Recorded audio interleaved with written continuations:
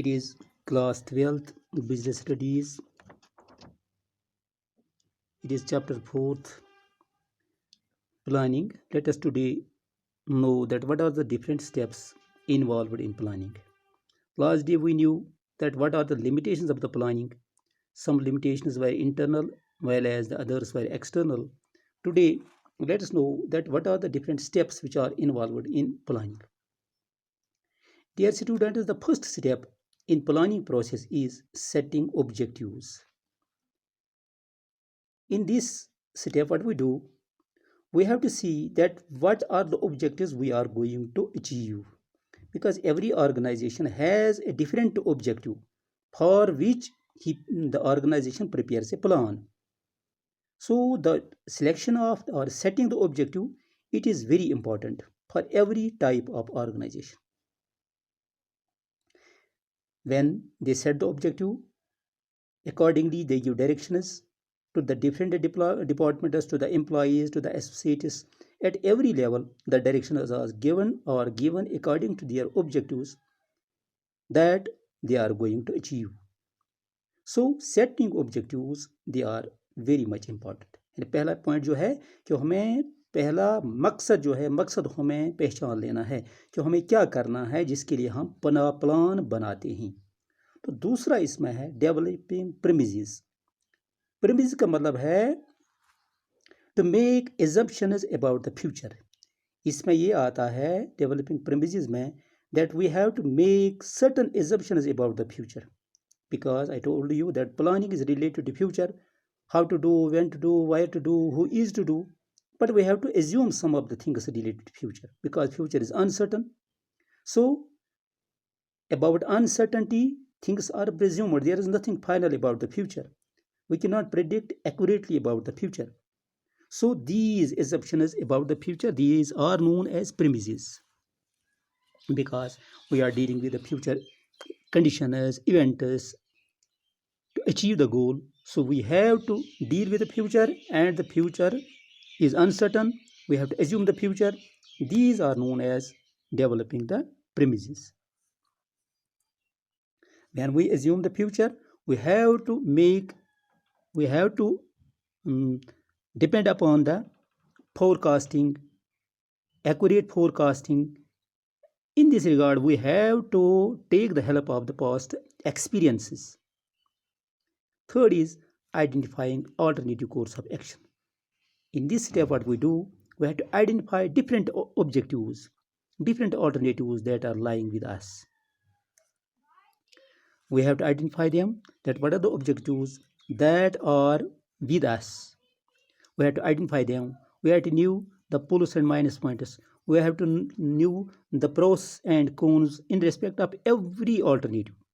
For example, we have to, if we have a future plan about the factory, about our organization, we will just think about these things. These are the alternatives. Whether we will expand it, we will extend this working capacity, we will produce new products, or just we will start a new business, we will stop exports, we will just enhance imports. These are the different objectives lying with us.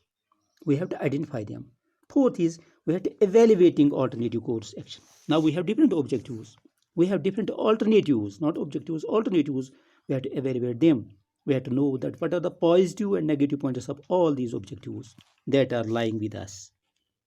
For example, we have to know the financial plan, risky investments, higher returns. We have to think about all these things, the objectives, the alternatives lying with us. Just we have to see in terms of dividends, interest rates, taxes, earnings. These are different things about them we have to think. And now fifth is selecting an alternative. Now we have different alternatives. We have to select only one, because we have to proceed ahead to achieve the target, to achieve the goal, because there must be only one alternative with us. So that is the best plan. It should be profitable, realistic, and with least negative aspects. So the selection of plan, it is very important.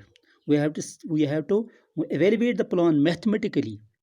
We have to just take the help of our experiences, judgment, intuition. All these things are taken into consideration. Then we can select the best alternative with us. And sixth is implementing the plan. Now we have selected the best alternative. The best alternative. Then now we have to implement the plan that is selected by the management. So when we see this implementation of the plan, we have to communicate the plan to our associates, to our employees, to our these partners. We have to communicate it that it is the best plan.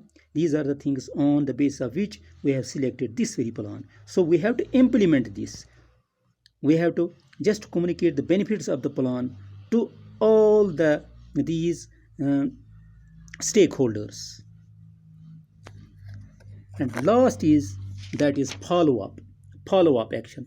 It means now we have to do. We have to evaluate at every step. We have to evaluate the plan that is lying with us. We have to monitor it when we are implementing it. We have to monitor it at every step that our performances are to be evaluated, our performances are to be examined. Then it is possible that we can proceed ahead, because the performances, if they are not evaluated, they can turn in the negative aspect. They will just respond negatively, and future these our target cannot be achieved, our goals cannot be achieved.